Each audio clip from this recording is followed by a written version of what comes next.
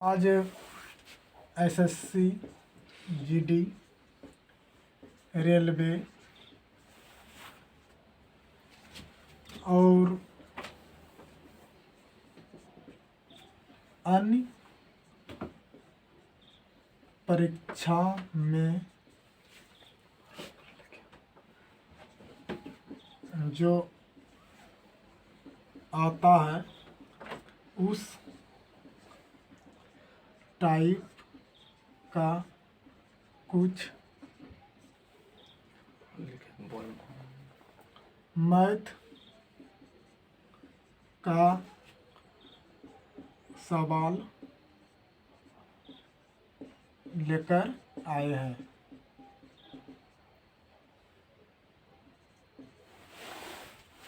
तो आज SSC GD के लिए, रेलवे और अन्य परीक्षा के लिए कुछ मैथ का सवाल लेके आए हैं। और देखिए कि हम स्टार्ट कर रहे हैं और सवाल लिखते हैं और लिखेंगे, कुछ समय देंगे, आप बनाइएगा मेरे साथ और देखिए कि कौन कौन सा सवाल आपसे बनता है। ठीक है,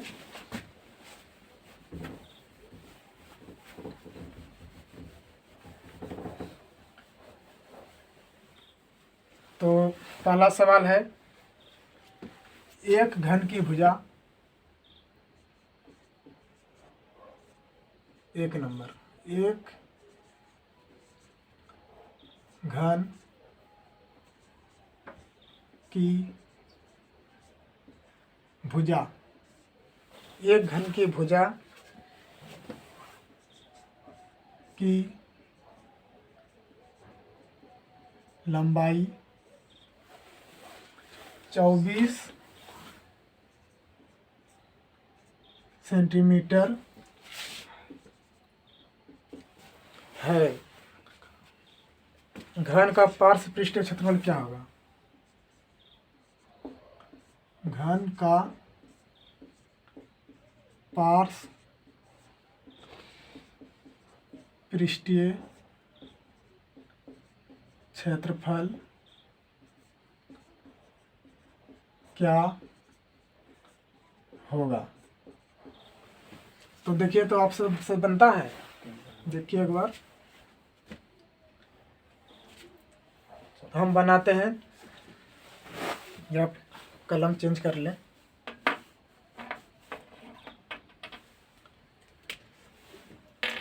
घन का पहले जैसे ही सवाल आया तो मन में आ जाना चाहिए कि कौन सवाल इसमें लगेगा, कौन फार्मूला लगेगा, कौन सूत्र लगेगा।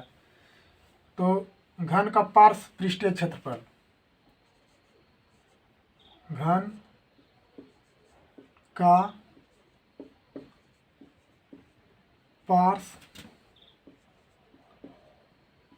पृष्ठीय क्षेत्रफल, घन का पार्श्व पृष्ठीय क्षेत्रफल कितना होता है? 4 भुजा स्क्वायर, 4 भुजा स्क्वायर, या इसको 4a स्क्वायर भी लिख सकते हैं। तो यहाँ दिया हुआ है कि भुजा की लंबाई 24 सेंटीमीटर है, तो भुजा की लंबाई 24 सेंटीमीटर, तो दो भुजा है, भुजा स्क्वायर, तो भुजा गुना भुजा कितना होगा?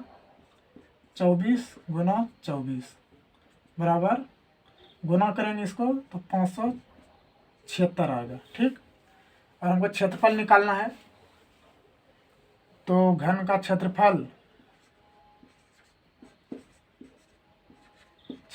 बराबर 4a स्क्वायर या भुजा स्क्वायर, तो 4 गुना a स्क्वायर का मान कितना निकाले हैं? 576।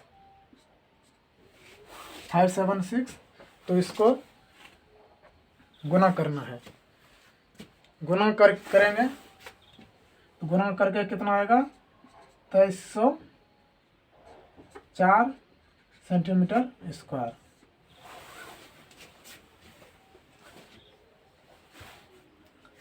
छाप लीजिए इसको।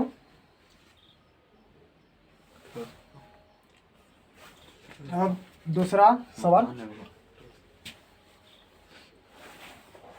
एक बार देख लीजिए, तब तक हम बताते हैं, आप लोग छापिए। घन का भुजा की लंबाई 24 सेंटीमीटर है और घन का पार्श्व पृष्ठ क्षेत्रफल कितना है? कितना है पार्श्व पृष्ठ क्षेत्रफल निकालना है। तो पहले जैसे ही सवाल बनाए तो हम याद आ जाना चाहिए कि घन का पार्श्व पृष्ठ क्षेत्रफल क्या है और इसमें क्या क्या लगेगा। तो मन में आ गया कि 4a²। 4a² इसका सूत्र होता है भुजा स्क्वायर। तो इसमें लंबाई दिया हुआ है, उसके बाद भुजा स्क्वायर का निकाल लिए, उसके बाद भुजा स्क्वायर, उसके बाद फार्मूला बैठा के और गुना कर दिए, आ गया आंसर, यही आ गया। ठीक है, अब मिटाते हैं।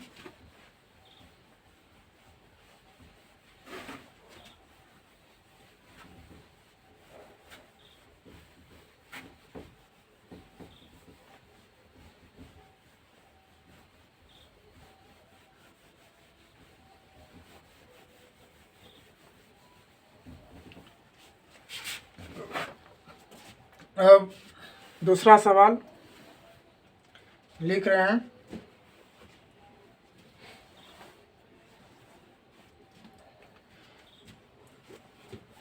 कलम जरा चेंज कर लें, किससे ब्लैक से लिखेंगे इससे, चलो किसी से लिख देते हैं।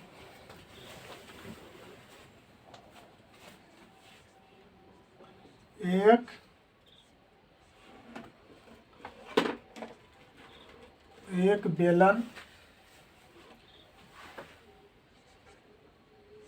की त्रिज्या 42 सेंटीमीटर है। यदि बेलन की ऊंचाई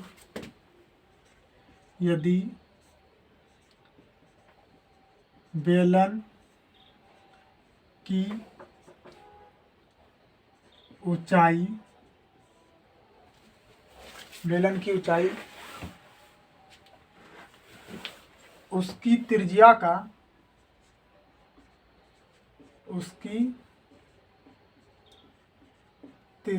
का 2 गुना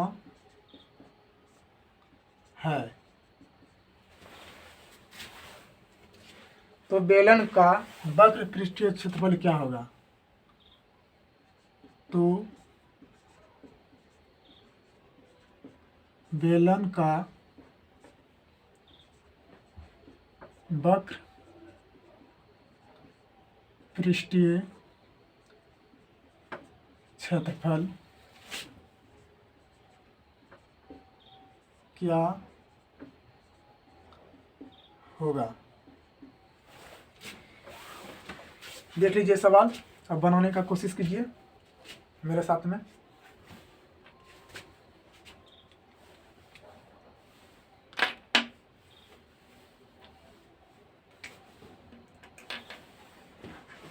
जैसे ही सवाल को देखें, पढ़ें एक बार कि बेलन की त्रिज्या 42 सेंटीमीटर है और बेलन की ऊंचाई उसकी त्रिज्या का 2 गुना है, तो बेलन का वक्र पृष्ठीय क्षेत्रफल क्या होगा? तो मन में आ जाना चाहिए कि इसमें फार्मूला कौन लगेगा। तो बेलन का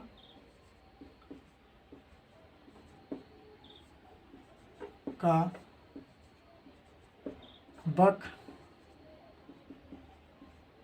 पृष्ठीय क्षेत्रफल बराबर होता है 2πr/h। यहाँ r बराबर त्रिज्या हुआ और h बराबर ऊंचाई। ठीक, तो त्रिज्या दिया हुआ है और ऊंचाई जो है त्रिज्या का 2 गुना है, तो त्रिज्या r बराबर कितना हुआ? 42 सेंटीमीटर। और ऊंचाई त्रिज्या का 2 गुना, तो ऊंचाई h है, h का 2 गुना r का 2 गुना है बराबर 2 गुना r। तो 2 लिख दिए, r कितना है 42 गुना कर दिए, कितना हुआ 4 8 84 सेंटीमीटर। ठीक, यहाँ तक हो गया। अब इसको करेंगे क्या, इस क्षेत्रफल, जो क्षेत्रफल दिया है 2 पाई आर एच, क्षेत्रफल बराबर 2 पाई आर एच, 2 पाई आर एच। तो 2 पाई के जगह पे 22/7 और आर कितना है 42 और एच कितना है 84। अब इसको जब 7 से कटाएंगे 6 7 42। अब इसको जब गुना करेंगे, गुना कीजिए, गुना करेंगे तो 22 176 सेंटीमीटर स्क्वायर, सेंटीमीटर में दिया हुआ है ना, हाँ, सेंटीमीटर स्क्वायर होगा आंसर। ठीक है, इसको लिखिए।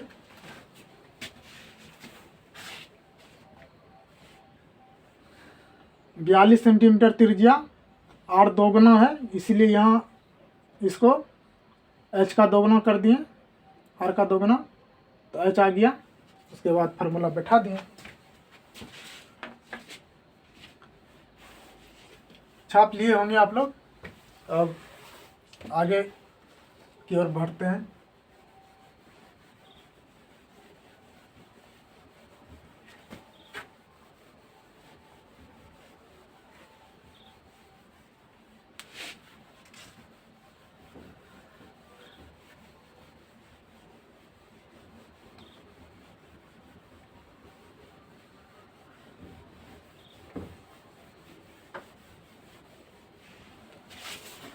अब सवाल नंबर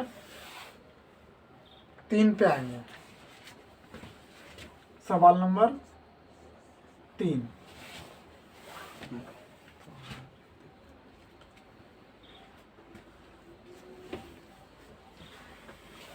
एक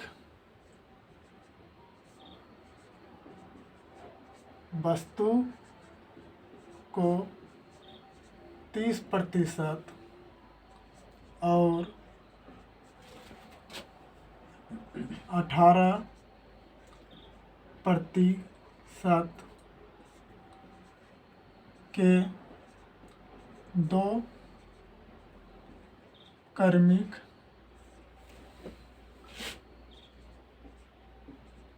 छूट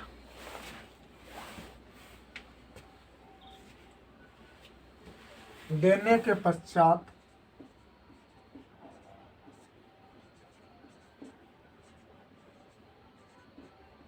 देने के पश्चात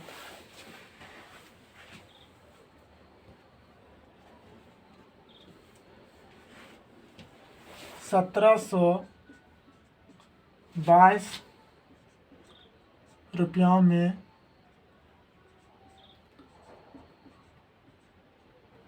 बेचा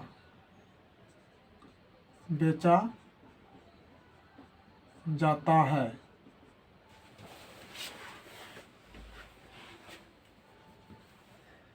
वस्तु का अंकित मूल्य क्या है? वस्तु का अंकित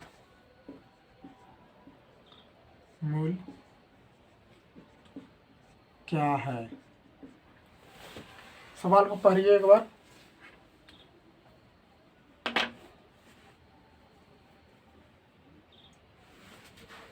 एक वस्तु को 30%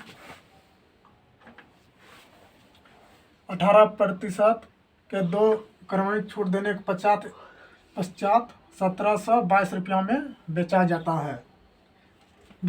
है। या इसको लिख दीजिए कि बेचा गया।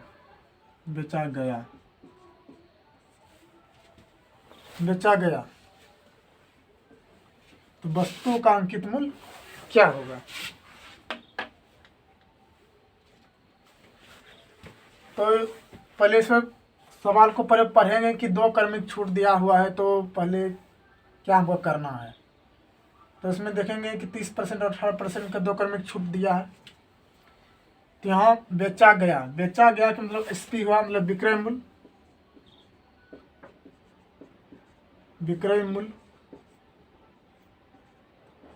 तो विक्रय मूल्य कितना है 1722 रुपया दिया हुआ है। और हम क्या कह रहा है, अंकित मूल्य,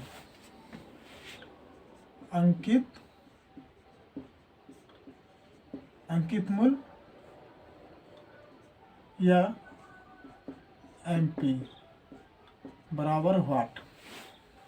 विक्रय मूल्य दिया हुआ है, अंकित मूल्य निकालना है। तो पहले हमको देखना है कि 30% और 18% 2 छूट जो दिया है, तो पहला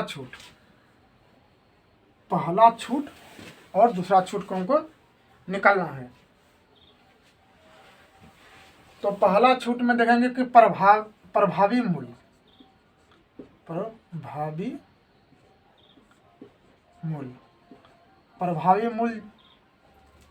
30% छूट है। तो एक में मान लीजिए कि 30%, और दूसरा का ये 1 का हो गया प्रभावी मूल्य, और ये प्रभावी मूल्य 2 का हुआ। तो दूसरा का कितना दिया हुआ है 18%, एक का दिया है 18 दूसरा का, इसमें भी एक में 18% घटाएंगे। तो हल कर लीजिए, 30% हस्काएंगे तो 100 नीचे आएगा। तो 1 माइनस 0 कट गया, 0.3 घटा के 0.70।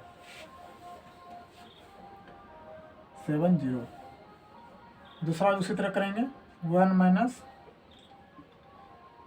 18% हस्काएंगे तो 100 आएगा। तो इसके बाद 18.18 सो घटाएंगे तो कितना आएगा 0.1 में घटाएं तो कितना आया 2, 9 में गया 8, 82। 2 क्रमिक है, बेचा गया, हमको अंकित मूल्य निकालना है। तो यहाँ सीधा से डायरेक्ट इसको करेंगे। अब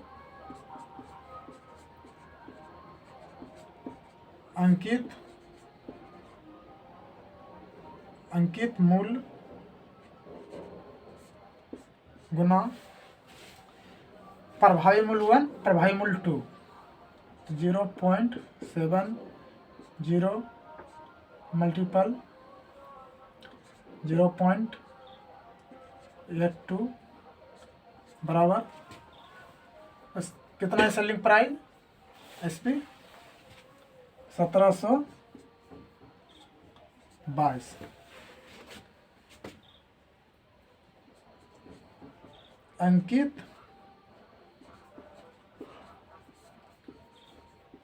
अंकित मूल्य बराबर, इधर गुणोम है तो इधर भाग में जाएगा,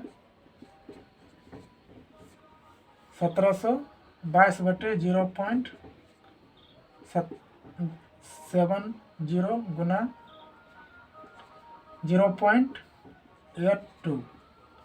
इसको जब सॉल्व करेंगे तो 3000 रुपया आएगा। इसलिए अंकित मूल्य बराबर 3000 रुपया। क्या पूछ रहा था, अंकित मूल्य मेरा निकल गया, यही हुआ। देख लीजिए, समझ में आया।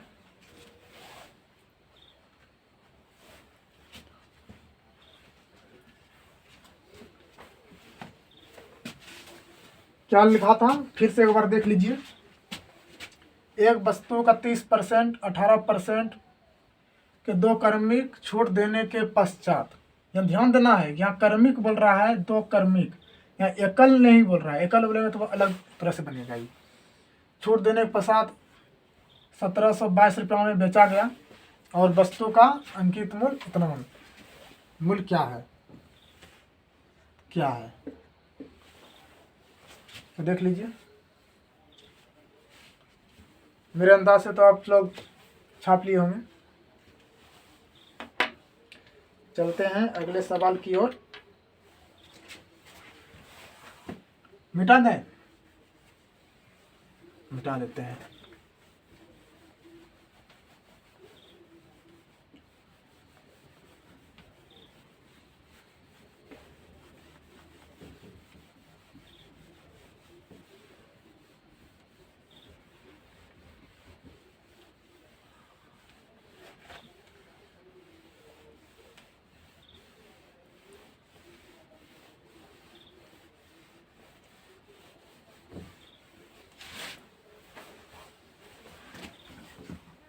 तीन सवाल, कितना सवाल किए हम लोग? 3 सवाल। अब करेंगे चौथा सवाल। चौथा सवाल, और जो सवाल अभी लिखा रहे हैं वो सब पूरा बेस्ट सब सवाल है, जो कि परीक्षा में हमेशा आते रहता है। और ऐसा नहीं कि आप सोचिएगा कि चैप्टर बाय चैप्टर पढ़े, इधर पढ़े। मान लीजिए कि परसेंटेज पढ़ रहे हैं, प्रतिशत, फिर डिस्काउंट पढ़ रहे हैं, बट्टा उट्टा पढ़ रहे हैं, नल पढ़ रहे हैं, इधर पढ़ें इसका गायब, इधर पढ़ें इसका गायब। इसलिए हम जो स्टार्ट किए हैं, हम सोचें कि सीधा सबको एक ही तरह से जैसे खींचता है, सबको, सब सवाल को एक ही प्रकार से पढ़ना है, मिक्स करके। उससे होगा क्या कि आप जब एग्जाम में बैठिएगा तो ये नहीं रहेगा कि हम अब नल जल पढ़ के आए हैं, रेलगाड़ी पढ़ के आए हैं, तो इसका सवाल नहीं बन रहा है, वैसा नहीं होगा। इसमें हम जो पढ़ाएंगे तो सबको एक तरह से ही पढ़ाएंगे। और आप लोग वीडियो में बने रहिएगा और बताइएगा क्या कि कैसा मतलब स्किल है मेरा, क्या अभी हम नए हैं। ठीक, तो 3 नंबर तक किए थे, चौथा नंबर अब सवाल करेंगे।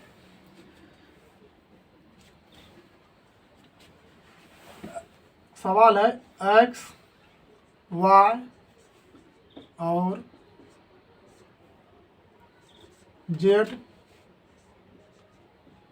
किसी कार को साथ मिलकर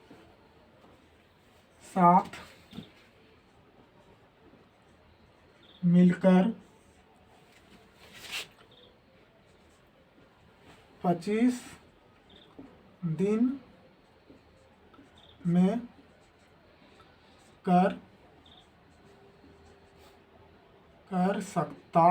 है। एक्स वाई जेड किसी कार को साथ मिलकर 25 दिन में कर सकता है।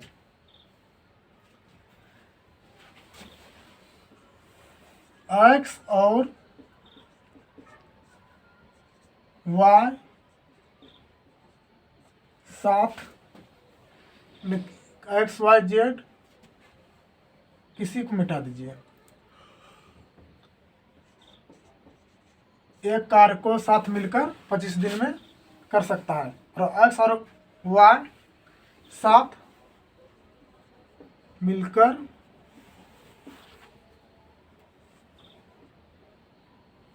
जो कार्य कर रहा है मिलकर 50 दिन में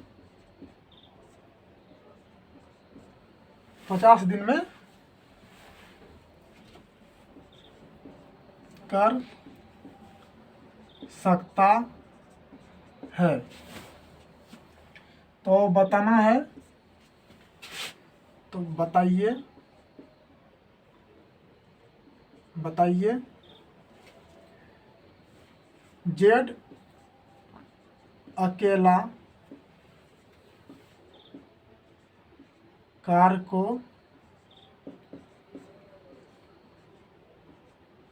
कितने दिनों में करेगा।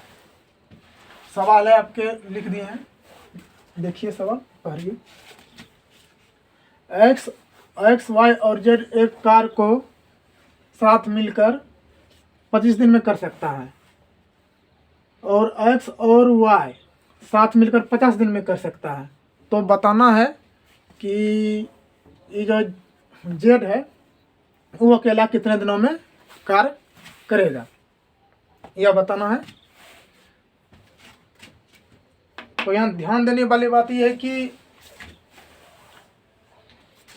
एक्स वाई जेड 25 दिन में और एक्स और वाई 50 दिन में कर सकता है। तो बताइए जेड अकेला कितने दिन में करेगा। तो एक्स प्लस कर दीजिए, एक्स वाई जेड मिलकर कर रहा है, प्लस कर दिए, 25 दिन में कर रहा है, ठीक। और एक्स और वाई 50 दिन में कर रहा है। वो जेड निकालना है, तो इसे भिन्न के हिसाब से बना सकते हैं, लेकिन सभी जगह इस तरह से मतलब दिक्कत हो जाता है।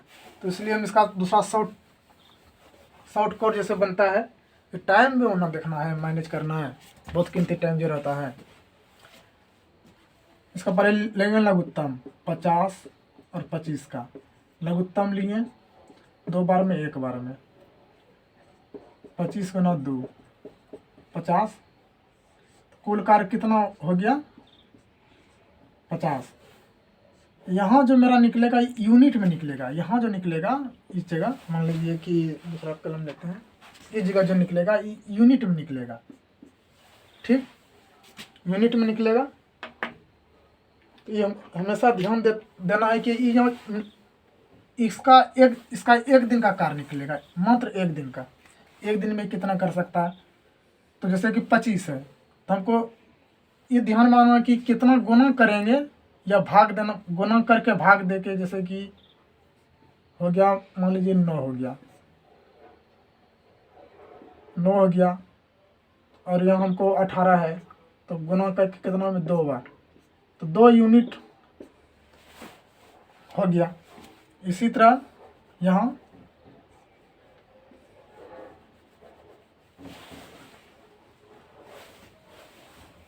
मिटा देते हैं इसको, कोई दिक्कत नहीं हो आप लोगों को।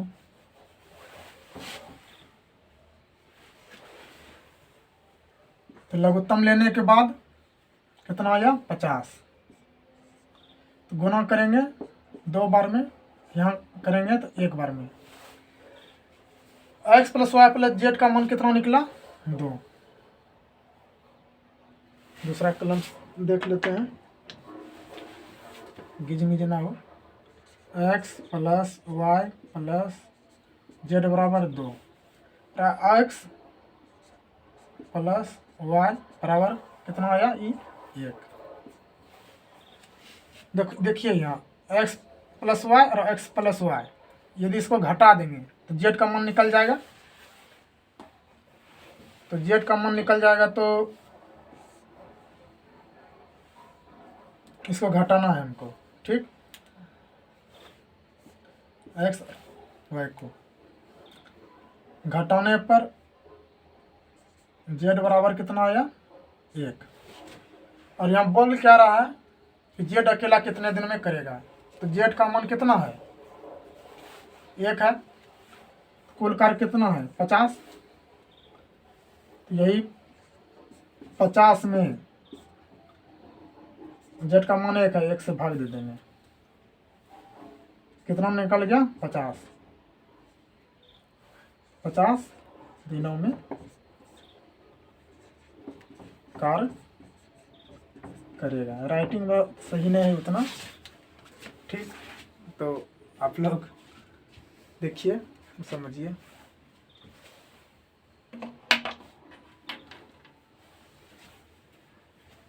फिर से एक बार समझा देते हैं।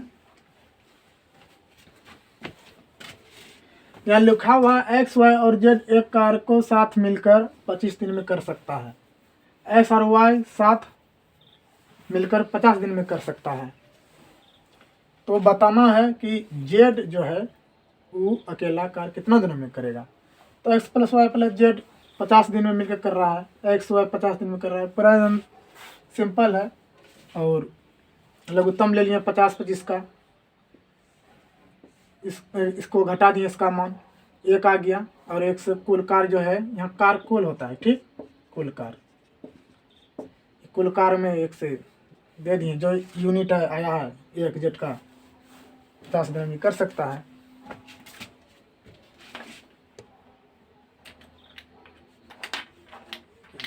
हिलता डुलता है, ठीक है, मिटाते हैं।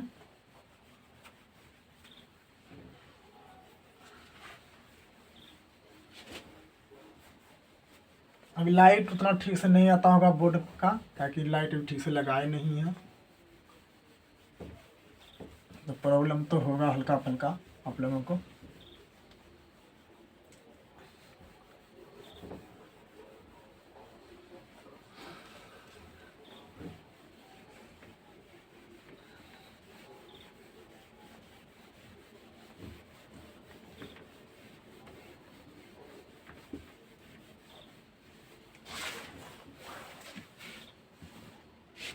अब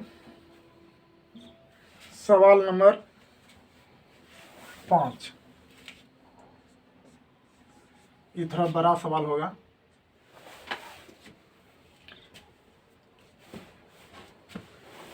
एक व्यक्ति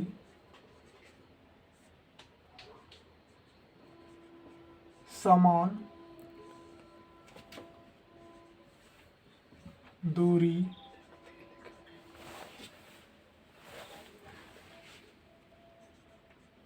चार यात्राएं करता है। ज़्यादा ऊपर लिख दिए, क्या करता है। पहली यात्रा में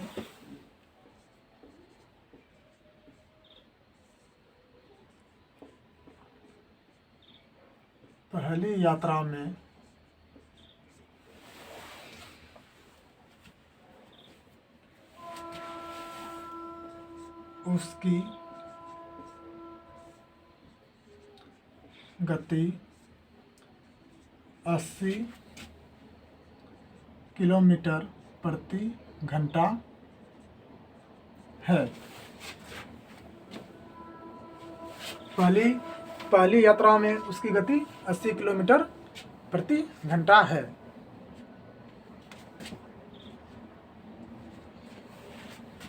तथा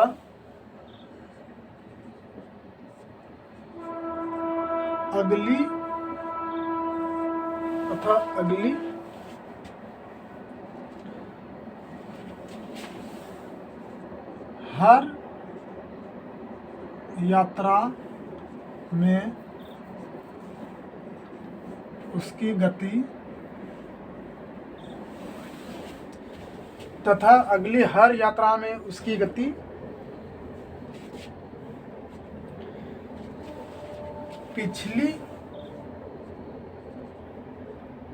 पिछली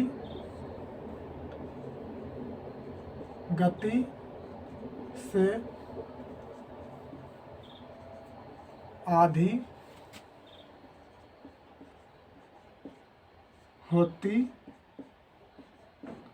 जाती है। तथा अगली हर यात्रा में उसकी गति पिछली गति से आधी होती जाती है।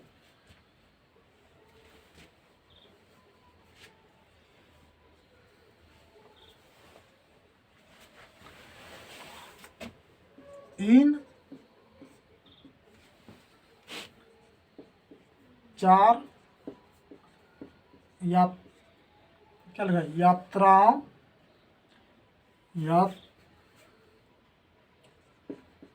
यात्राएं में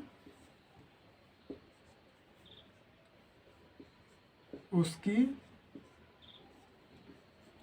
औसत चाल क्या है। क्या लिखा है? एक समान दूरी के 4 यात्राएं करता है। एक समान दूरी के 4 यात्राएं करता है। कोई व्यक्ति, वस्तु, कुछ भी लिख दो। कोई व्यक्ति है, मान लीजिए कोई कार है, तो पहली यात्रा में उसकी गति 80 किलोमीटर प्रति घंटा है तथा अगली हर यात्रा में उसकी गति जो है पिछली गति की आधी होती जाती है। तो 4 यात्राएं उसकी, 4 यात्राओं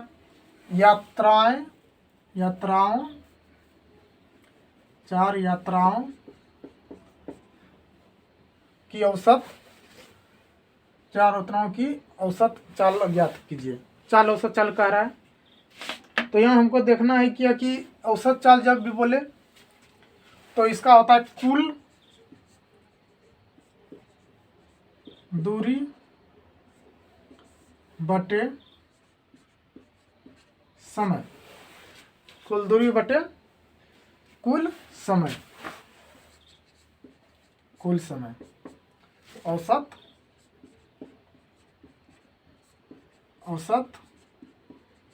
चाल बराबर कुल दूरी बटे कुल समय। हमको दूरी तो 4 समझ लिए दिया है, तो मान लिए कि माना दूरी बटे 4, दूरी बटे माना दूरी बटे डी। तो कितना, 4 बार हमको समान दूरी दिया है, 4 मतलब कि 4 बार समान दूरी है, तो 4 बार हम समान दूरी मान लेंगे। D D D plus D, 4 बार समान दूरी, 1 2 3 4 डी दूरी हो गया। अब हमको क्या निकालना है? कुल समय। तो कुल समय निकालना है, तो कुल समय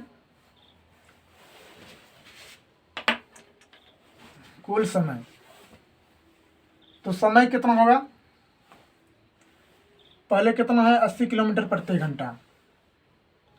तो यहाँ फर्स्ट में करेंगे क्या? फर्स्ट चाल 80 किलोमीटर प्रति घंटा। सेकेंड इसका आधा हो जाएगा 40 किलोमीटर प्रति घंटा। फिर थर्ड हो जाएगा 20 किलोमीटर प्रति घंटा। फिर 4 हो जाएगा 10 किलोमीटर प्रति घंटा। तो चारों का निकल गया। अब इसका हमको क्या निकालना है? समय, कुल समय। तो यहाँ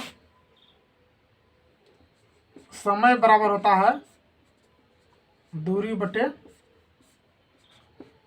चाल। समय बराबर क्या होता है? दूरी बटे चाल। समय बराबर दूरी बटे चाल।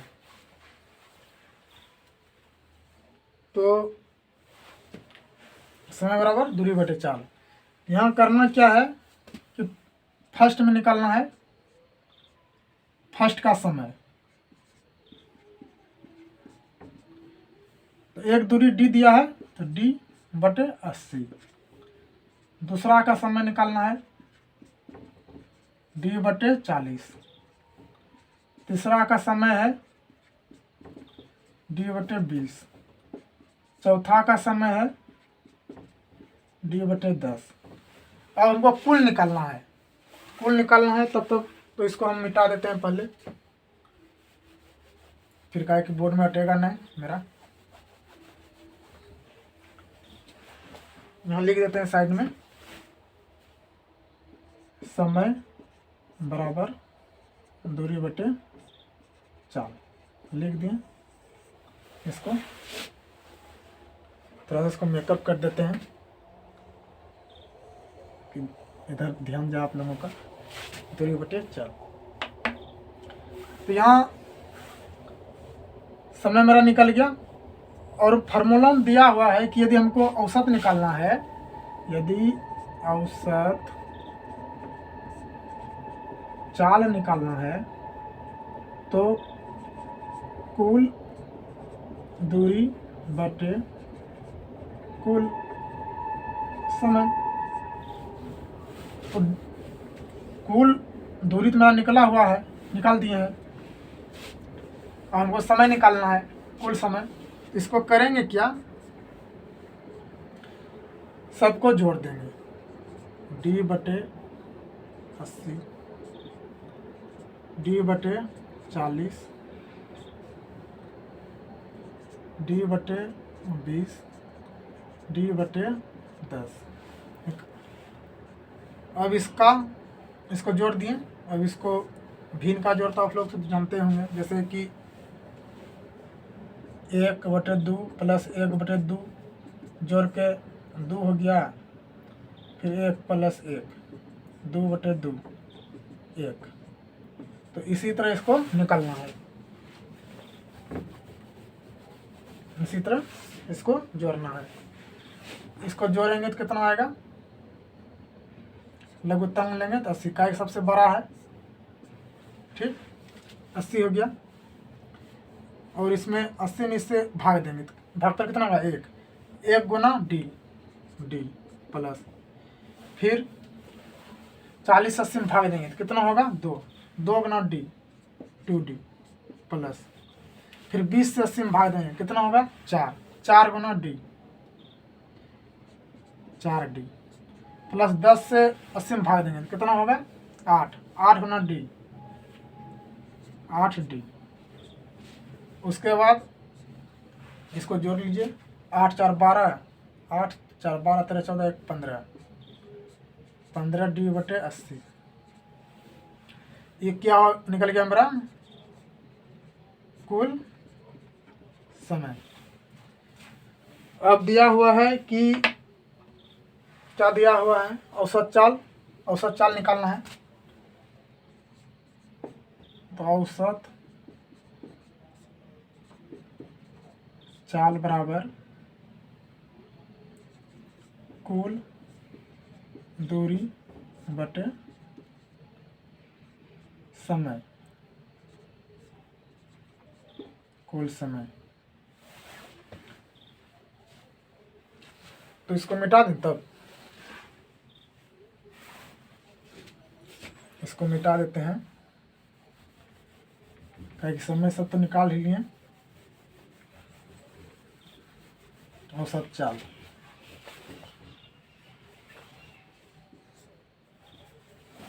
पेन चेंज कर ले,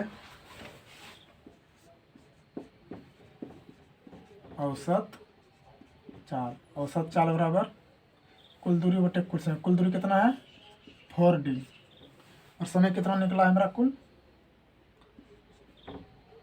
15d/80। इसको सॉल्व करेंगे, 4d 15d गुना 80। इसको घटाएंगे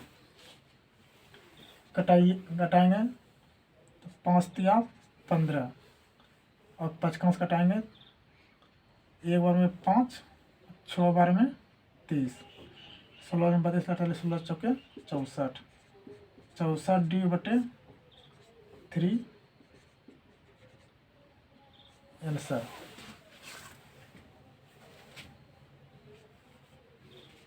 64d हो गया, डी यहाँ डी रह गया है, डी कट गया, ठीक 64/3 किलोमीटर प्रति घंटा दिया है। ये हमेशा आपको याद रखना है, जिसमें दिया होगा अब क्वेश्चन यदि किलोमीटर में बोले तो किलोमीटर में लिखेंगे, और यदि बोले कि किलोमीटर प्रति घंटा तो किलोमीटर प्रति घंटा में लिखेंगे। छापिए तो फिर से एक बार देख लीजिए, तब तक आप लिखिए, हम समझा रहे हैं फिर से। एक समान दूरी की 4 यात्राएं करता है, मतलब कोई व्यक्ति मान लीजिए कि एक समान दूरी की 4 यात्राएं करता है। पहली यात्रा में उसकी गति 80 किलोमीटर प्रति घंटा है, तथा अगली हर यात्रा में उसकी गति पिछली गति की से आधी होती जाती है। तो आपको बताना है कि औसत चाल इसका क्या होगा, और इसमें दिया है कि हमको मात्र 4 ही दूरी है। ऐसे मन के आधी हो रहा है तो फिर 10, जैसे कि लास्ट में 10 हम लाए थे आधा करके, उसके बाद फिर 5 आएंगे, आएंगे, औसत नहीं, इसमें 4 ही है। तो 80 का 4 भाग कर लीजिए, जैसे हर 40 से 80 है, 80 दिया है उसके बाद 40, उसके बाद 20, उसके बाद 10, ऐसे करके बना देना है। इसमें कौन बड़ी बात है, सब समझने का है। तो ठीक है, तो दूसरा सवाल अब आगे बढ़ते हैं।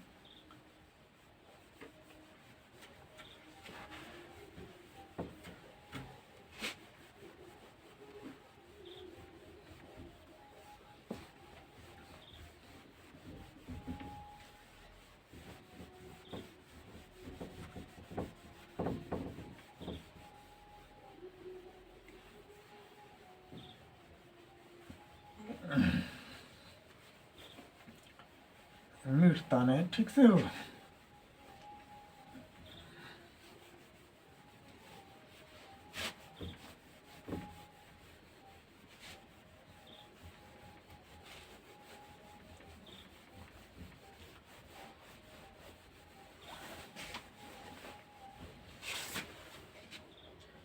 अगला सवाल की ओर आते हैं हम।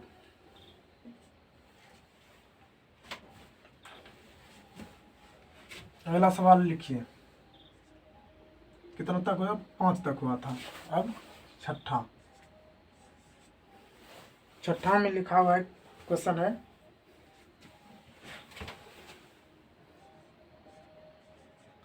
एक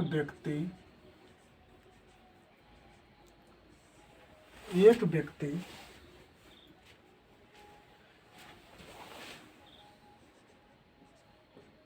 द्वारा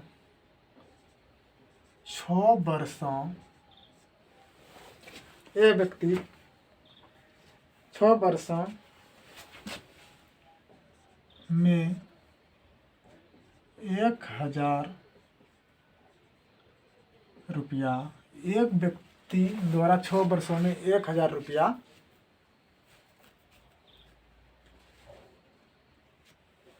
के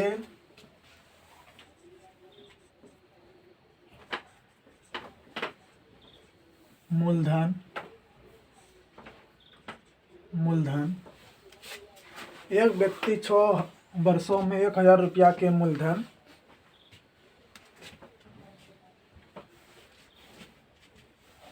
पर प्राप्त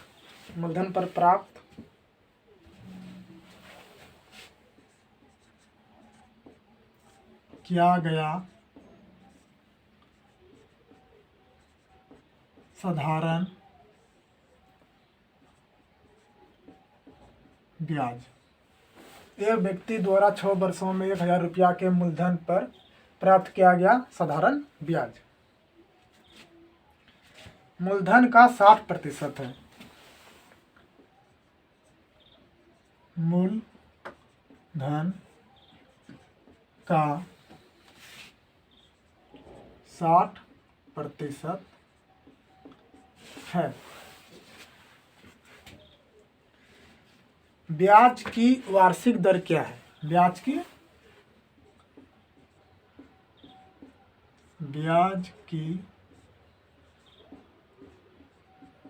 वार्षिक दर क्या है। तो यहाँ सवाल पड़ रहा है, एक व्यक्ति द्वारा 6 वर्षों में 1000 रुपये के मूलधन पर प्राप्त किया गया साधारण ब्याज, मूलधन का 60% है, तो ब्याज का वार्षिक दर क्या है। तो ब्याज कितना दिया है, मूलधन का 60%, मूलधन कितना है मेरा 1000। तो पहले इसका फॉर्मूला होता है ब्याज या SI बराबर साधारण ब्याज दिया हुआ है, साधारण ब्याज, तो PTR/100, P बराबर मूलधन हो गया, T बराबर समय, R बराबर दर। तो मूलधन मेरा कितना दिया हुआ है,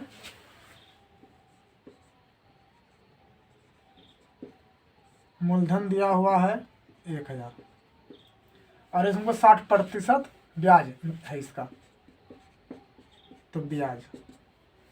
तो देखिए कि कोई भी चीज़ का जैसे 100% है, इसका 10% बोलेंगे तो 10% बोलेंगे, 10/100 कर देंगे तो 10 आ गया।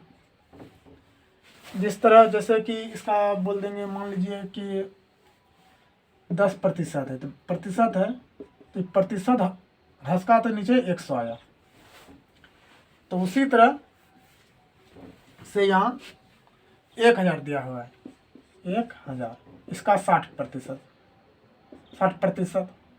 दिया हुआ है, तो 1000 का 60% हटकाएंगे तो 100 आ जाएगा। तो 100 कटाएंगे, कितना 0, 100 इधर बच गया और 109 उधर, तो 600 हो गया। तो ब्याज कितना हो गया मेरा, 600। ब्याज भी आ गया और मूलधन भी आ गया, पी भी आ गया और SI भी आ गया, और टी यहाँ 6 वर्ष तो दिया हुआ है, समय 6 वर्ष दिया हुआ है। तब क्या चाहिए, सब कुछ जब दिया हुआ ही है, खाना का सब सामान ही है, तो खाना बनाने में देरी काहे लगाएंगे, बना देते हैं खाना। तो ब्याज बराबर PT/R/100। ब्याज कितना आया, 600। पी कितना है, 1000। समय कितना है,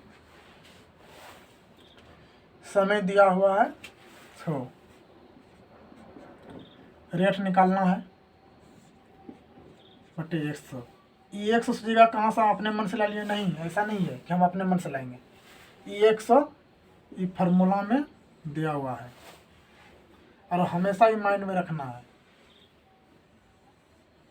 ठीक।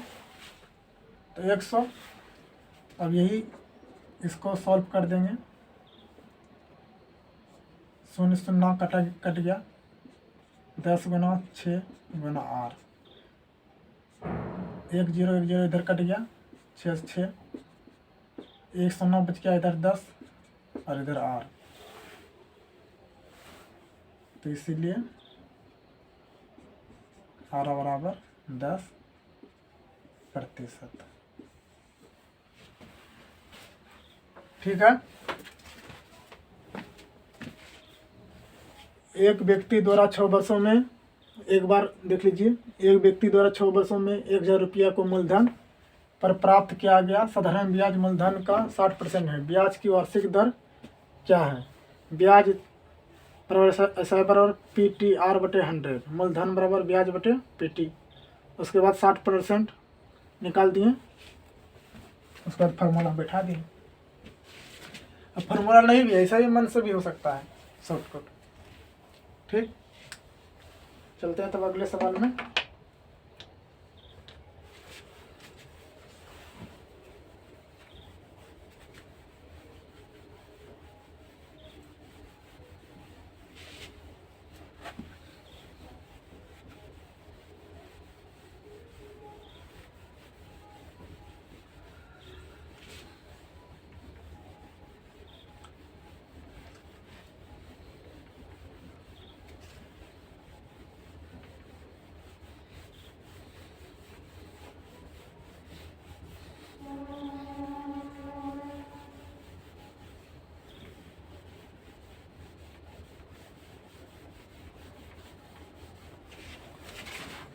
अगले सवाल अब लिखते हैं।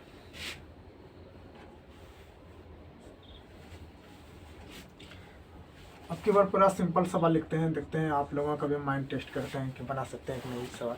ठीक, 5 क्रमागत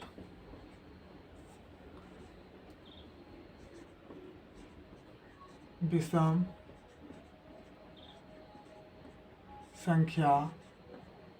संख्याओं का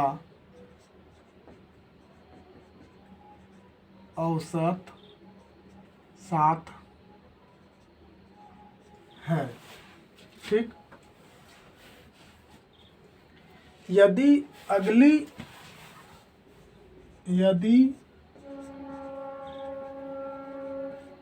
अगली संख्या को भी अगली विषम संख्या को भी जोड़ दें तो औसत क्या होगा। अगली विषम संख्या को जोड़ दें तो औसत क्या होगा। 5 क्रमवार विषम संख्या का औसत 7 है। यदि अगली संख्या में विषम संख्या अगली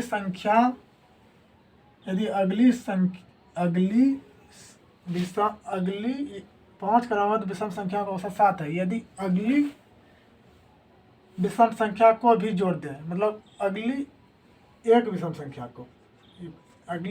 संख्या को जोड़ दें तो औसत क्या होगा। तो इसमें सोचना ज़्यादा, मतलब कि आप x+1 x+3 ऐसे करके बनाइएगा, बहुत सारा टाइम लगेगा और होता है कि उतना समय भी नहीं रहता है। उस समय एग्जाम जब चल रहा था जल्दी जल्दी से बनाना हो रहा होता है।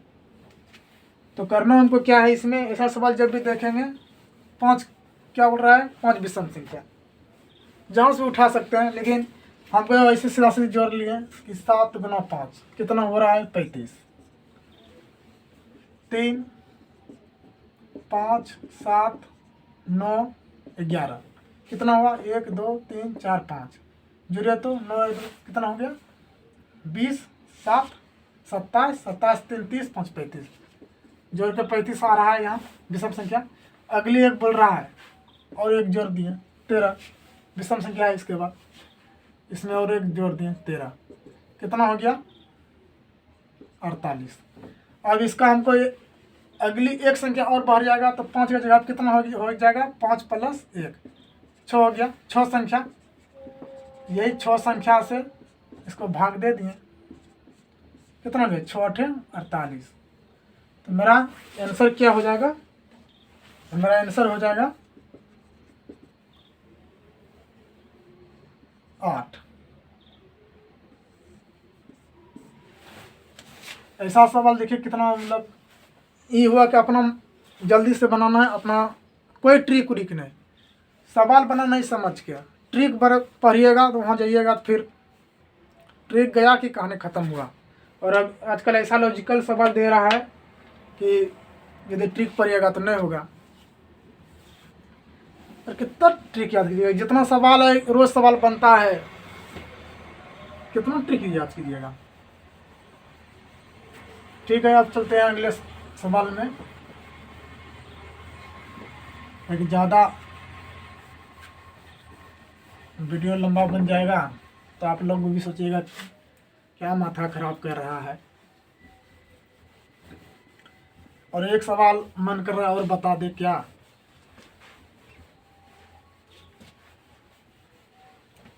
एक सवाल और बता ही देते हैं।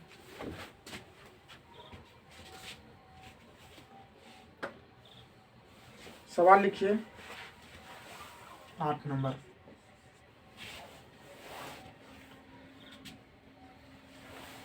एक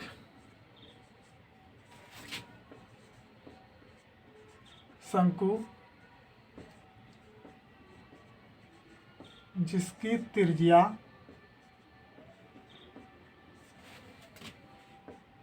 12 सेंटीमीटर है, एक शंकु जिसकी त्रिज्या 12 सेंटीमीटर है तथा उसकी ऊंचाई 16 सेंटीमीटर है, तथा उसकी ऊंचाई 16 सेंटीमीटर है, तथा उसकी ऊंचाई 16 सेंटीमीटर है।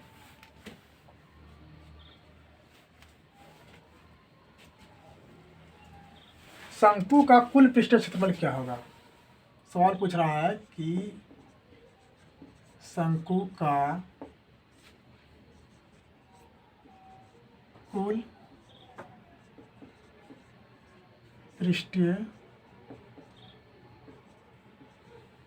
क्षेत्रफल क्या होगा। एक शंकु जिसकी त्रिज्या 12 सेंटीमीटर है तथा उसकी ऊंचाई 16 सेंटीमीटर है, शंकु का कुल पृष्ठीय क्षेत्रफल क्या होगा? तो शंकु का कुल पृष्ठीय क्षेत्रफल हमको पता होना चाहिए। तो शंकु का कुल पृष्ठीय क्षेत्रफल, शंकु का कुल पृष्ठीय क्षेत्रफल, शंकु का कुल क्षेत्रफल होता है pi R L plus pi R square. तो यहाँ हमको देखना है कि आर तो दिया है लेकिन एल नहीं दिया है। आर कितना दिया है 12, एच कितना दिया हुआ है 16 सेंटीमीटर। एल निकालना है, एल बराबर पहले व्हाट करना है। तो एल बराबर फार्मूला होता है √h² प्लस r²।